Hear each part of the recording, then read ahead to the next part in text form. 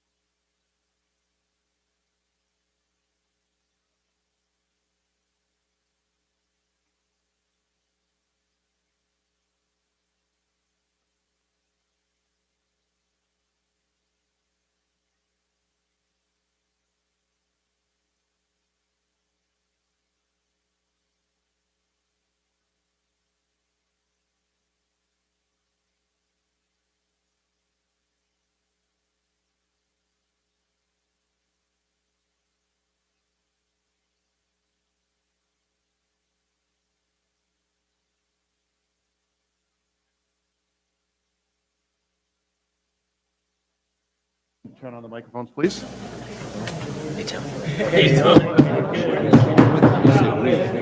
Good evening, ladies and gentlemen. If we would all please rise and pledge the flag. Face the flag. I pledge allegiance to the flag of the United States of America and to the republic for which it stands, one nation, under God, indivisible, with liberty and justice for all. Thanks, folks. You can have your seats, please. Well, good evening and welcome to the 2022 Joint Finance Committee. This will be the first meeting in a series of two. I welcome all my distinguished school committee members that I see sitting up front, and thank you very much for attending. Going around the room, I see we have Sheila Ellsworth, who I believe is the chair of the Budget Committee. Is that correct, Sheila? Yes. Thank you. We have Tony Ferrucci, who is our Chief Financial Officer. Thank you and welcome to the school district. We have our new superintendent. Welcome, Miss Anna Riley. So nice to see you. Thanks for attending. And we have the school committee chairperson, Marjorie McBride. Good evening and welcome. Hello, Steve. New to the board the committee this go around is John Hanley, is our Warren Town Council president. Good evening and welcome. Good evening. We have Tamara Kaplan from the town of Warren also.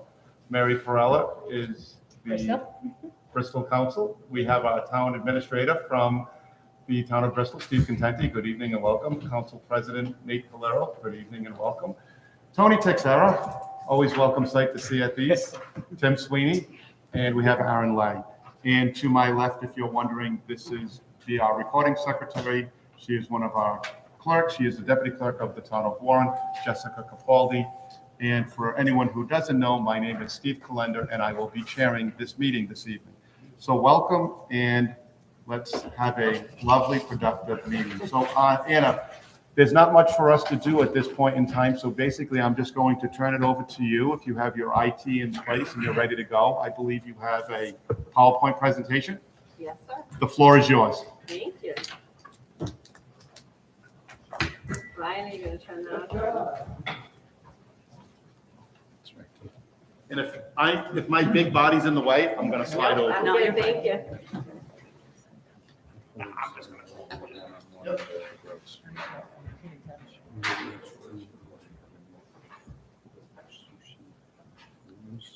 Thank you. So thank you for having us here and giving us the opportunity to share with you our FY23 budget. So I'll tell you, we don't create this budget in a vacuum and without purpose. So we currently have a draft strategic plan. We are still working through the details of the plan, but the 5 objectives are not any items that we believe will change, and we'll only be structuring and anchoring around these. And so I'm going to highlight for you the direction that we're going towards and some of the items that will be funded through this budget, in addition to support from some of our grants. So our first objective, climate and culture. So really, in order to improve achievement and have success in the district, we have to work on ensuring that kids feel safe and our staff feel safe in our buildings, both physically and socially, emotionally. And so we will be continuing to support social emotional health of our students through mental health staff, but also one of the requirements of the state is that we have a social emotional learning curriculum. So we will be piloting this year and then purchasing a curriculum the next year. Of course, the business of schools, teaching and learning. So we currently, this year, adopted an English curriculum, and the state requires us to have what they call a green rated curriculum in both math and ELA.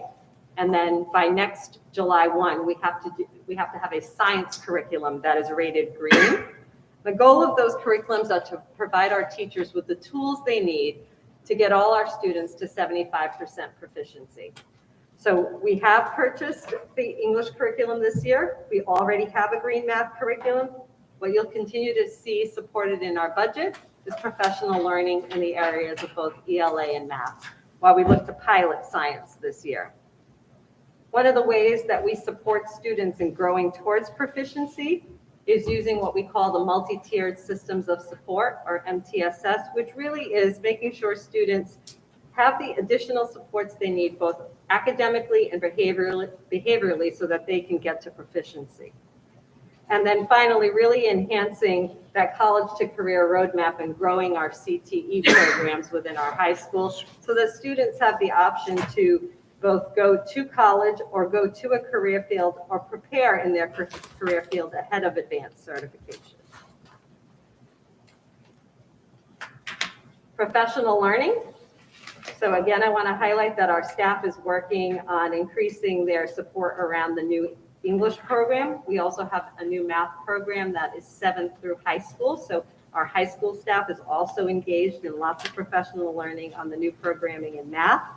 In addition to that, there's some legislation that requires our K-5 staff to be really trained in, deeply trained in the teaching of reading. And so we have that as an ongoing this year and next year goal for professional learning. I highlighted the fact that we want to really make sure our students have a pathway of their choice, but one of the focus areas is on the expansion of our career and technical education. We currently only have 2 approved programs, and that doesn't mean we only have 2 programs, but what it means to be approved as an official CTE program means we get federal funding in the terms of Perkins dollars to support those programs, but also that any student who graduates from that approved program has a credential, whether it's a college credential or a career credential. So we want to continue to improve additional pathways to get to those credentials, and we have 4 pathways that we are working towards in the next, both in this coming year and in the following years.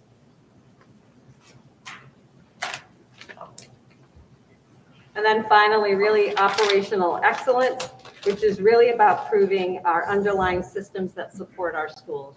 So making sure our business operations are sound, our stakeholder engagement and communication is effective in getting out into the community, continuing to improve our technology. Certainly during COVID, most of our staff really got a crash course in implementing technology. We want to continue that work and make sure we have effective systems and operations to support safe online work for our students and staff. Again, a human resources department that has a set of controls around our positions and streamlines the hiring process. And then a big on the horizon job for us is our new 5-year capital plan. We'll be putting together a building committee, a new building committee to align with our 5-year plan. That'll go out to RFP in March, and we'll see that new plan by September. It will take a community effort, so I'll be in front of all of you again, sharing lots of information about that. Bristol Warren will currently be eligible under the new guidelines for 85% reimbursement in any of the work that gets approved by RIDE. So it's certainly an opportunity for us right now to look at that and look at what we can invest in wisely for future years. And so I want to highlight for you a couple of points with this slide. One is that I will always share with you what it is that we're going to give you a return on investment with. So although this budget has lots of efficiencies and we've done a lot of streamlining, there are adds to the budget that we feel will improve outcomes for students. And I wanted to highlight a few of them for you that are on this slide. So the district has had for a long time a literacy coordinator, but we have not had a math coordinator. Really aligning the learning vertically from kindergarten through 8th grade to really make sure our students have the background and the instruction in order to be successful. Our students outperform in their literacy scores versus math, and so we need to do some shoring up in the area of math. Our special education students are not performing at the same levels as our regular ed students. It's another area where we need to really dedicate some resources to make sure all of our students have the opportunity to reach proficiency. So one of the models that research has shown really supports student growth is to have a special education teacher and a regular ed teacher in the same classroom working in what's called a collaborative model, really providing those co-teaching opportunities for students throughout the day versus just small intervals of time. Now, mind you, we are not putting in the budget request that would fulfill that at every grade level in every school, but we're going to work towards a model that really supports instruction, and you'll see this as an ask moving forward in the next several budgets that come before this committee. We are also hiring an additional special education coordinator. We currently have one full-time coordinator that works across the elementary schools, and then a part-time person that does pre-K and a part-time person that does middle and high school. And so we really want to expand that for next year. We will have a full-time coordinator at each of the groupings at elementary, at middle and high school, and then to support pre-K, which you'll see is really our final add to this budget in closing the opportunity gap for our students. Only about 50% of our current kindergartners attend pre-K. We want to continue to grow those opportunities for our students. We currently have a pre-K program at Hugh Cole School. We're going to add an additional pre-K program over at Holt Andrews School for next year. So we want to continue to close those opportunity gaps for students so they can come to kindergarten ready to learn. All right, and that takes us to really the meat and potatoes, what I know you all want to see. So I'll start here with our total expenditures. So you can see each of the lines, and I'll tell you this is an overall picture of the lines, but all these cost centers are broken out in your binder. You can go into the detail of each one of these sections. But I want to really highlight for you that our big expense is what the expense always is in our budget, which is around salaries and benefits, but that this actually only represents the increase in steps and lanes, which is a regular cost for us. We did settle a contract with the teachers this year, and we were able to negate the raise through the efficiencies that we made in the budget. So that was really a success story for us in the last few months. So you'll see that our total expenditures are really only increasing 1% at about $533,000.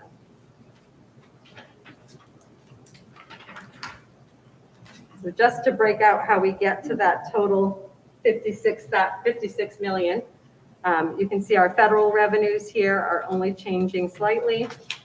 Our state aid is decreasing also slightly. We are using the governor's numbers, which hold us steady from last year. That is the number that we've been told is the right predictor for the funding that will come to us this year. Our housing aid is also only going down by $1,000. Local revenue is small. The total appropriation for both towns, you'll see in italics, is broken out. We worked with our partners in the admin teams at both Bristol and Warren to go through the regional formula and to outline what the expense would be broken out for each of the communities. So you'll see for Bristol, the appropriation is $510,746, which represents about a 1.8% change from last year. And then for Warren, $510,247, which represents about a 3.8%. Overall, when you group those appropriations together, we're asking for a total town appropriation of just over $1 million, which is a 2.5% increase from last year. Debt service, you'll see, is also included in that total appropriation. I'm sorry, I'll take you back to the last page. I didn't highlight debt service. But if you look at that last line before expenditures, debt service is actually, because of the shift in interest, is going down just slightly, about $2,000. So I am happy to answer any questions you may have and to go through any of the details sections. This is why I brought Mr. Ferrucci with me, so when we get to those details, he can jump in and support. Mr. Chairman, I'll start. Well, I would just want to say thank you, Superintendent Riley, for, that could be the quickest presentation we've had since I've sat on this Joint Finance Committee. I am going to recognize Member Calero. Nate, yes, the floor is yours, sir. Thank you. Thank you for straightforward. Thank you for a reasonable request. Thank you for the black and white information. This is immensely refreshing. We don't get to leave yet, though. There's no ulterior motive. Yeah. But seriously, this is outstanding. Thank you. Yeah, and it's just I have no other words but refreshing. so, starting as I usually do, traditionally I go around the room. I just want to remind every committee member that the audio-visual, make sure you speak clearly and close to the microphone. If you do have a question for either the superintendent or for the CFO. So, Mr. Hanley, you're first up. I really don't have any questions this time. It was very refreshing. This is my first time sitting at this side of the table, but usually on that side of the table, I might have been sleeping by now. But it was a very good presentation. Thank you. Tamara, the floor is yours. Oh, thanks. I need some time to actually just dive in. And so I will come with some questions the next time, but I will agree with my mates up here that thank you. It's nice to look at a budget and have it so well aligned with objectives from the strategic plan. And so you get a bigger picture of how things are going along. And there was a lot of transparency, which I appreciate as well. So I will be back with my questions. Thanks. No, I agree with everyone that this was very clear and easy to follow. And I mean, in the past, I've liked hearing all the different programs, but kind of gets lost in the shuffle sometimes of what you're actually asking for. I will just ask, when you said the 4 CTE, what are the ones that you're looking to do, and what are the 2 that are approved? So, well, good thing I brought Dr. Sano with me. So let me see if I can get these correct, but please add in if I don't. So we currently have 2 approved programs. One is our Project Lead the Way pathway, which is an engineering pathway. So that allows students to graduate with college credentials. They can get credits when they graduate, or they can just get the Project Lead the Way credential, which allows them. It also gives them preferential college entry to WPI, depending on their level of success in the program. So that's one of them. Our second one is, I'm losing it. So the other one that we have right now is business finance. Thank you. Business finance, we're also approved for, which allows students to get credential that they can use moving on to college. And we're going to grow that pathway to give them additional opportunities in accounting, because currently we don't have that opportunity, but that's a pathway we're adding to that program. And then we're looking to get our construction program, which isn't called construction, it's called building construction architecture. So we're looking to try to get that one approved. That one is actually right now a high needs area. And so the state actually reached out to us knowing that we had a program that we were working on and asked us to please submit this year for approval. So we're hoping that that program will get approved. And then we have, what's our other one? Bioscience. Thank you. Bioscience is another pathway. I'll just let you finish instead of my repeating what you said. And which is a program that we already have at the high school, but we are ramping up our curriculum and putting in industry credentials and work-based learning opportunities as part of the accreditation. So that will be coming forth. We're just submitting the application for accreditation now for that one and construction. And then the final one that we're working on is computer science, cybersecurity. We have the course pathways in place, but there are other pieces that we need to put in, such as the work-based learning and all of that. So we have a lot going on. We're excited about it. Once our programs are accredited, we can invite students from around the state. So that's one of the benefits of being accredited. And then we'll also be eligible for additional state aid called categorically. So that will help for us to be able to sustain the programs. Thank you. That's great. Thank you. I love the construction. I'm sure you know that way back a long time ago that there was a really big construction project here where the kids built houses And many people live in those houses. My sister is one of them. And most of our builders in Bristol right now came out of that program. And they're getting up in, a little bit older, and it'd be great to like have some replacements because there's a huge need for it. So I don't know if it's going to go as far as what it once was, but that was a terrific program long before it was a fashionable thing to have as a career pathway. Thank you. Mr. Administrator, Steve Contente, the floor is yours. If you have any questions. Good evening. Can you hear me? Yes, the mics are on. Oh, thanks. Yeah. I just want to say thank you. It's been very, very smooth several months, and the transparency is excellent. I know from all of our departments of the town's municipal side. For the first time, and this is just a general observation, there's certainly, I'm seeing a great deal of community with the school district, which is something I think we lacked for a little while.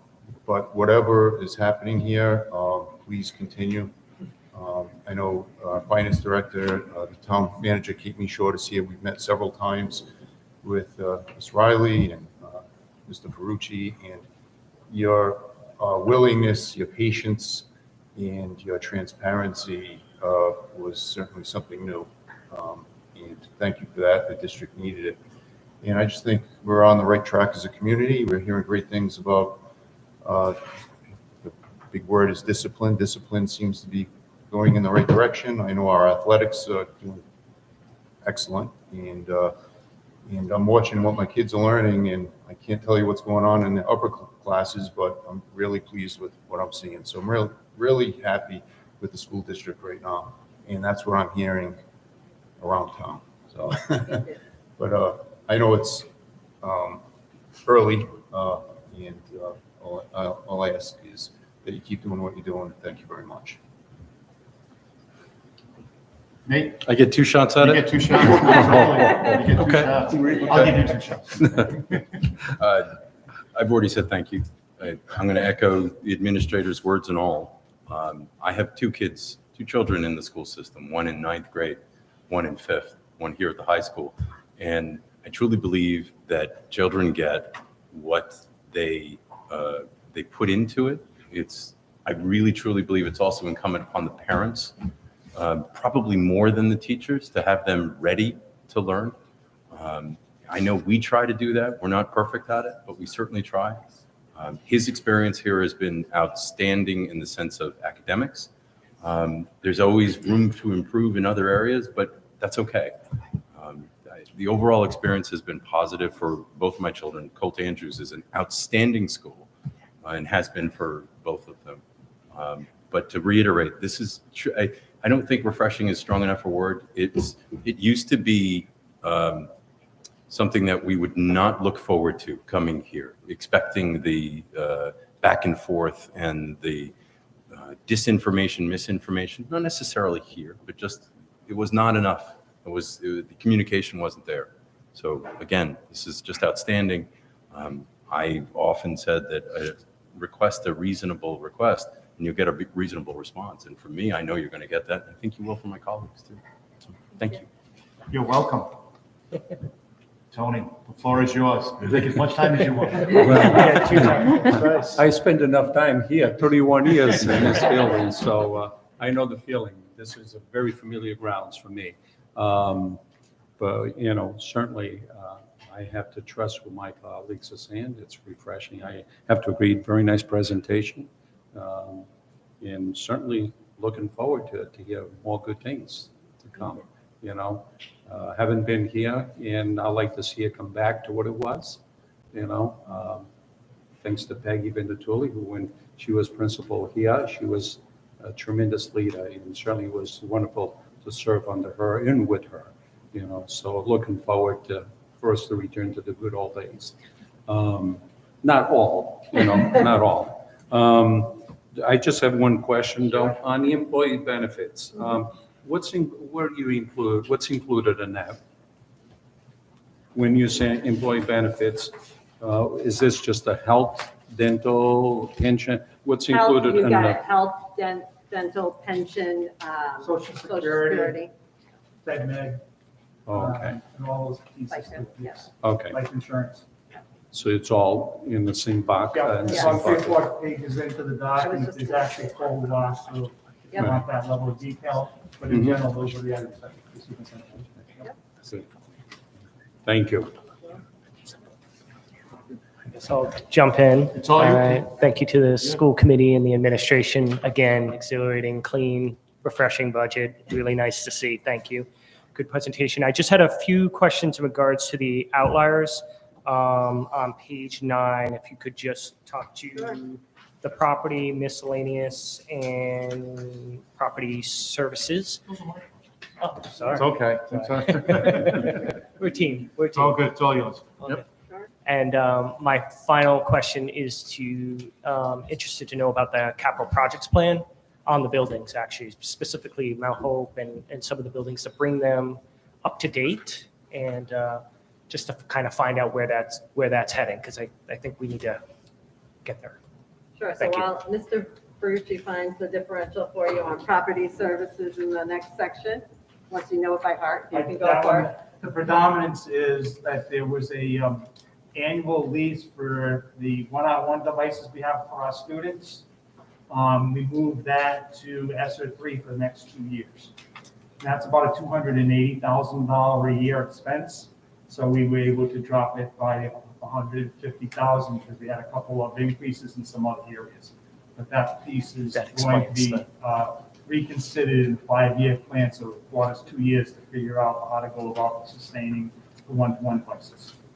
So that's a substantial reduction on that particular. Yeah, I'm sorry, what was the second one you had a question on? Property miscellaneous. I had a question on capital budget, the miscellaneous property and property services. That would encompass all my questions. Just really the outliers on the percentages. Some are quite up, some are quite down.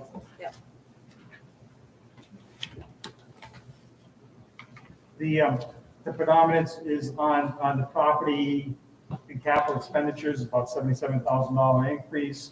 We're focusing on furniture and fixtures, is about $42,000. We haven't made any investments historically in furniture and fixtures throughout the district, so there's been a demand at our schools and to elevate that piece.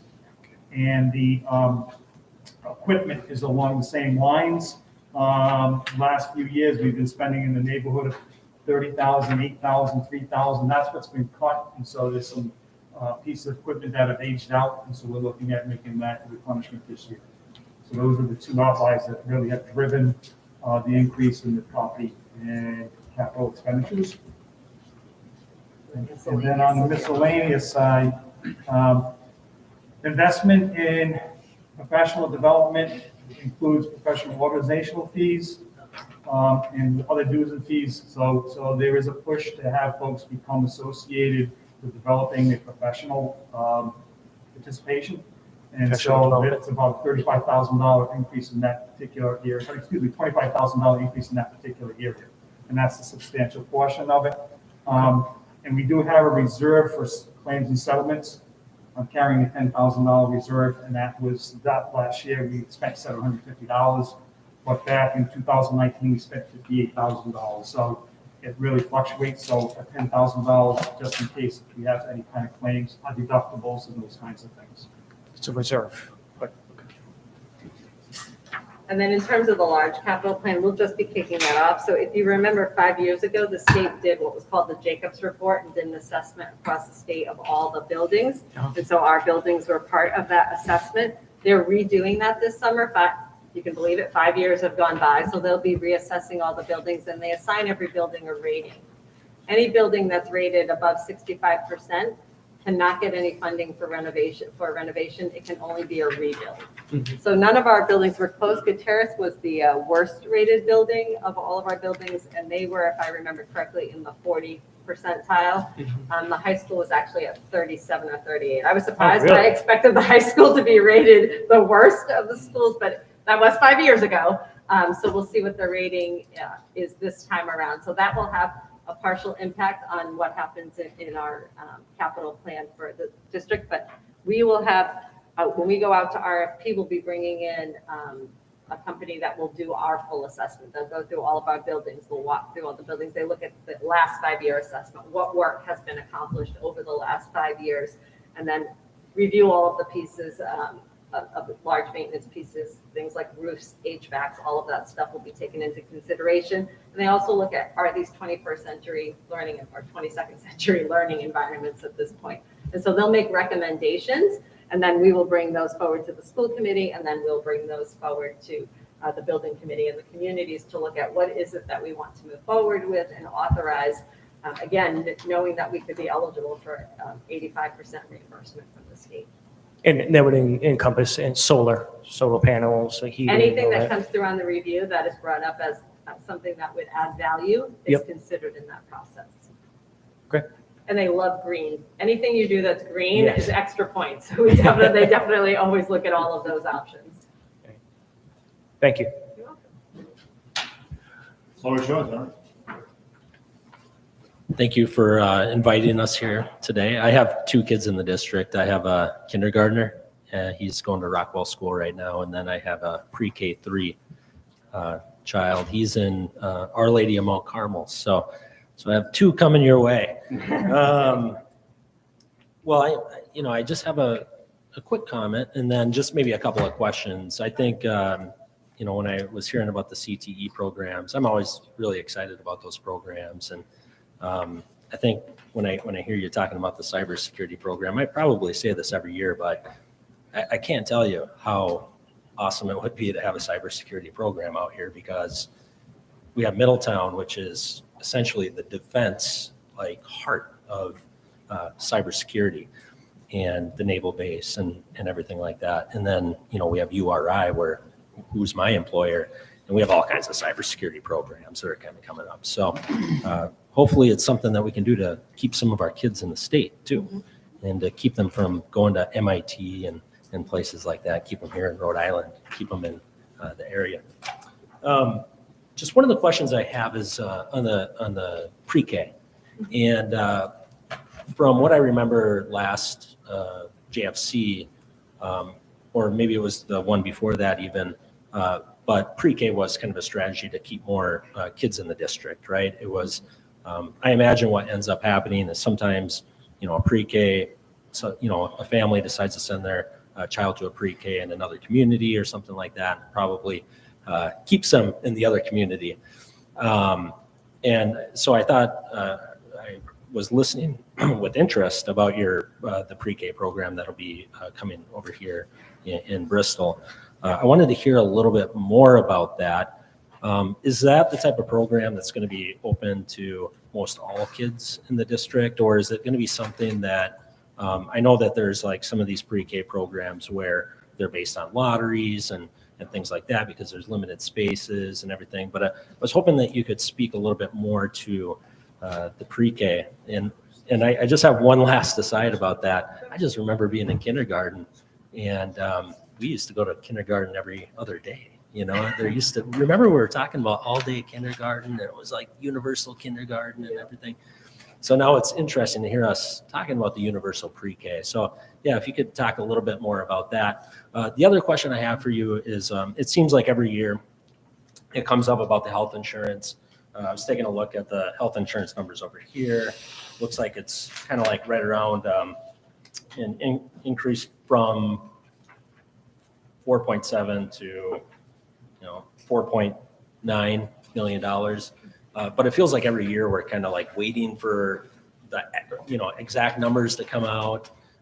Is that still the case this year, where we're going to be waiting till the 11th hour to find out what the actual number is going to be on the health insurance, or is that going to be different this year than it was in previous years? The quick answer on it is that we've been given information. They have not calculated final numbers, but the range that they're telling us is going to be between 2 and 3.5%. The number that we're showing on the table is about a 1.5% increase. And so what happened was I budgeted the 3% increase, but if you look at the staffing plans that are in here, we actually have a number of cuts in order to achieve the savings we needed to offset the salary increases. And we also needed those funds to to cover the investment that the superintendent talked about. All those new positions are all part of those cuts. So there is a net reduction. I've taken the net reduction expense for those positions that are departing the district out of the medical as well. So the offset between the reduction in premiums for the cut positions and a 3% increase in medical. And I think that's going to be our worst case. We won't know until mid-May. Okay. But that number is not going to fluctuate much if up or down at this Okay. point. I'm very confident about the number on the table. Okay, thank you. So pre-K? Pre-K. Pre-K. So we certainly will be still very far from universal pre-K by adding an additional pre-K in Bristol. But it is my goal to work towards that. I do think offering that opportunity for parents who want to take advantage of that is important, and again, close that opportunity gap for kids. You're right, there was a time when kindergarten was either a half day or every other day, but that is no longer what kindergarten is about, and really has quite a lot of standards that are accomplished in kindergarten. Most of our kindergarten standards have kindergarten reading before December. And so to really make sure that students have the vocabulary and the fluency to be prepared for that level of work, a pre-K program is very helpful. And so we want to be able to, again, close that gap for kids who aren't exposed to that level of vocabulary. So we're going to start by adding a pre-K there. So that's one classroom. So we will have to have a lottery for that one classroom. But the hope is to continue to grow into more classrooms so that we can address the need throughout both towns. We'll get there. And We so- just can't do it all in 1 year. Yeah, and I guess when I presented the question, I had said something like, last year it was, presented as kind of a cost containment thing. But it sounds like that really isn't the primary purpose of the pre-K program. The primary No. purpose of the pre-K program is to make sure that kids are up to speed by the time they You get got into it. kindergarten, because that's going to help us be a better school if those kids are, getting the training that they need. Absolutely. Anything else? Nope, good. So I'm glad that Mr. Sweeney covered a couple of the questions that I have, but and thank you. I do have a question about your capital plan and I believe you said a building committee. Is that what you're looking into? Yep. So do you have a timeline on when you'd want to put that building committee together? So after we put out the RFP, once we hire the consultant to support us, so I'm guessing April will be around when we're putting a building committee together. Okay, and the 85%, we've had this discussion before. Yes, there's been a lot of meetings with the superintendent, with the CFO, some between the town administrators, some between the council presidents, and some between myself, trying to get where we are today. So thank you. We could have a record here on ending the meeting, so that would be great. But it probably took, 50 meetings to get this one meeting on track. The 85% reimbursement, is there a sunset date on when that expires? Yeah, so this last 5-year capital plan submission will be the last opportunity because this is built on the additional $250 billion bond that they put in. So unless they get a new one, which they are asking for a second state capital bond, but that'll have to go to referendum and vote. So for now, it's the sunset of the opportunity to get all these extra credits. Okay. Well, obviously, the members that sit at this committee are here to assist you in whatever way we can. So please, by all means, reach out. Absolutely. Before I turn it to, there's not a whole lot from the public here, but I'm going to probably have an opportunity if somebody from the public would like to come up and speak. I am more than willing to have anyone come to the podium at this point in time. If there is none, I'm going to bring it back to the committee. Are any other committee members wanting to ask? Please, by all I means. just have Go ahead. one question, and just because I noticed, we're talking also about student wellness and staff wellness, but taking out lines for therapists and psychologists, is that in the Those are salaries? consulting lines. Those are So- consulting lines. Correct. Okay, Yes. okay. Can you explain, because I know you have a different vision, what that vision is for? For mental health? Mm-hmm. Sure. So we currently employ psychologists and school social workers. We're utilizing some of our ESSA3 funds to actually hire additional social workers. Those funds are only available to us for 2 more years, but we hope to use them for the next 2 years to increase the number of social workers to support students. Every student has just lived through a pandemic. So it's not just that small group of kids who need support on any regular normal year. Right now we've had our entire student population that's been living through something that's certainly impacted all of their lives to varying degrees. And so we want to make sure that we have supports built in. So we are getting ready to post for 2 additional social workers at the high school. And then as we get closer to the summer, we'll post for some additional ones to support the elementary and middle schools.